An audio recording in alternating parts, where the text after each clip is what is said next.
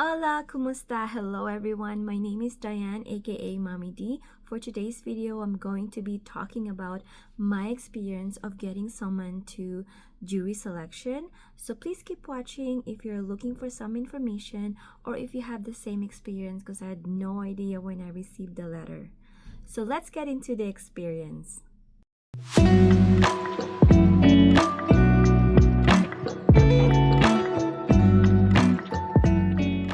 So first week of September, when I received a letter in the mail saying that I got summoned for jury selection, and this is the letter. So it basically says on top of the letter, juror summons, and it says here that you are hereby summoned to attend the Court of King's Bench of Alberta for jury selection, and it gives you the date, the time, and the venue. When I first received the letter, I was completely super nervous. I was like, did I do something wrong? Am I in trouble? Because the letter came from a courthouse. I had no idea what's going on. None of my family has ever been to jury selection. I also have never spoke to anyone who has been in the same experience. It says on the letter that you need to reply to this summons 5 days after you receive the letter. So it says here, warning, failure to obey this summons is an offense punishable by a fine or imprisonment or both. So I was like, I don't want to go to jail. So I sent my reply right away. I wasn't sure though if my 5 days has already passed, but my response has been accepted. So you can respond to this summon by online or mail. It actually says on the back of the letter the instructions on how you do it. My advice is for you to read everything before you freaked out.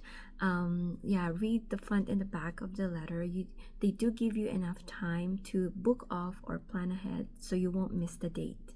After you send in your confirmation to attend, the letter says that you have to call a certain number after 6 p.m. a day before the jury selection date. There is a recorded message that will let you know if you are required to attend the jury selection.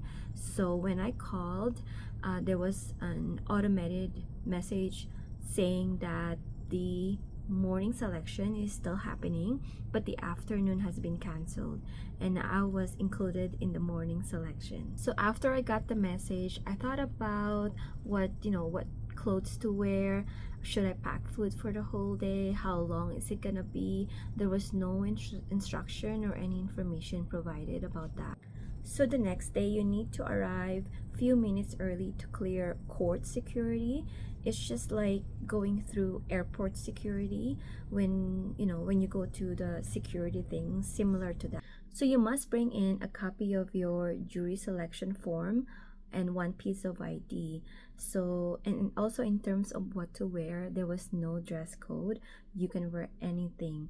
Like, I remember there was a man who was wearing a short and just short and a t-shirt, just like he's going to a grocery or something.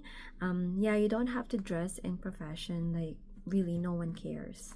So the jury selection was held at the Bonaventure Gate Center in St. Albert Trail in Edmonton. It's not an actually courthouse. I think due to pandemic, they turned it into a courthouse temporarily, but I'm not sure if it's permanent now. So before you go to the security, they will ask you to see one of the clerks, and they'll ask you for your form and a piece of ID. There are a few things to ask as well. If you're Canadian, do you have a criminal record, or do you speak French? You just have to answer those questions, and after that you will be given a number. So no one would know your name.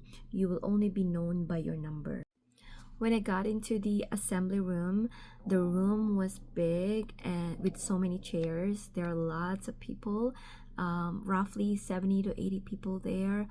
We are allowed to use our phone, but not during the court proceedings. You are welcome to bring your own bottle, but we are not allowed to bring any food or drink other than water. So you are also welcome to use the washroom anytime.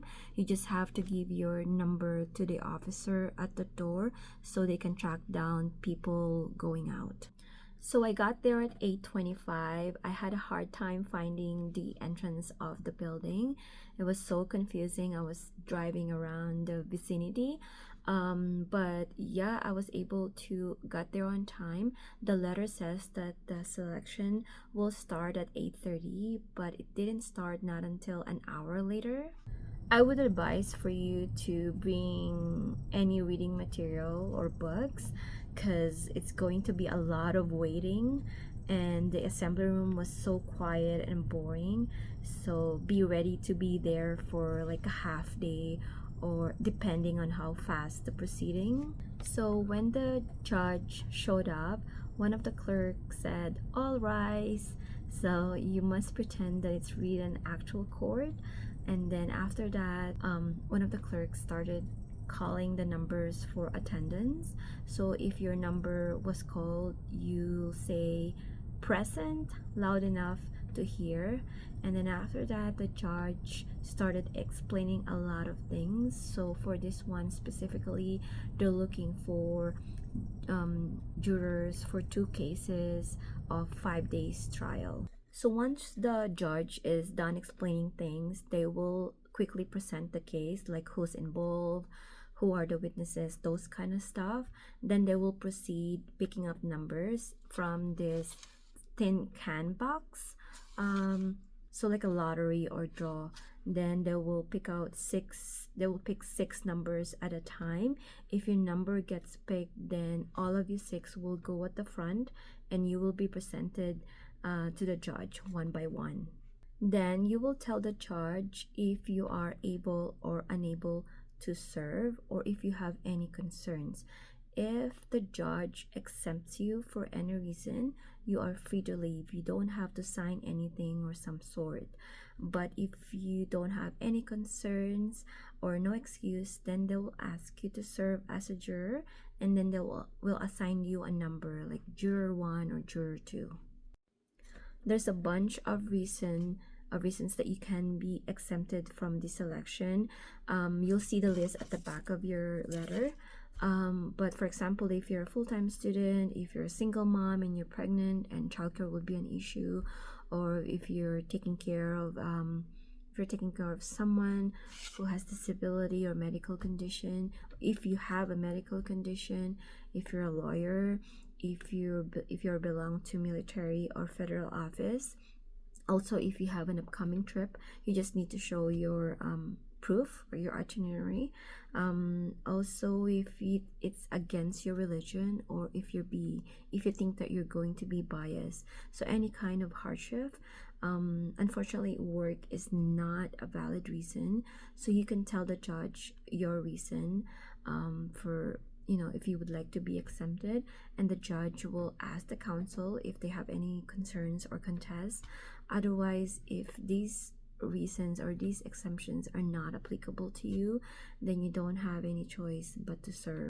So when the first 12 people were called up, I think half of them were not available. Like, it's crazy. I think most of them were just giving a whole bunch of excuses. I can fully understand because it's going to be a big commitment. You have to be available Monday to Friday, 9 to 4. Once all 12 jurors plus 2 alternates have been selected, they will ask you to go to a room for an orientation. So after they picked the first 12 or 14 jurors for the first case, they went ahead called out for the second case. This time, the judge, the clerks, and the counsels, they went into a different room, and we stayed in the assembly room. At first, I didn't understand why, but when they started calling out numbers for the second case, my number got picked. Oh my god. What are the odds, right? So I was so surprised. It was mixed emotions. I was so excited and anxious at the same time. I wanted to be excused because I was kind of worried about work, but I couldn't think of any excuse applicable to me. I wish I could lie, but I was not able to come up with a good excuse. So when they called my number, I went inside the room and I was presented to the judge, and I also had to take an oath. For that reason, for the question asked that I couldn't disclose, I'm not allowed to share that with you, unfortunately. So yeah, to make it short, I got selected as one of the jurors for the second case. I went ahead, told my employer about it, and they're very supportive and understanding. Yeah, I'm super excited to be part of this, and as a Canadian citizen, it makes me proud that I will be able to exercise my right to serve as a juror. So watch out for my next video. I will share to you my jury duty experience. Of course, I will not be able to share all the specifics and details of the case, unfortunately. I hope you find this video helpful and informative. If you have any questions, please let me know, comment down below, and I will try to answer those for you. So that's it for now. Thank you for watching. Lots of love. Thanks everyone. Bye.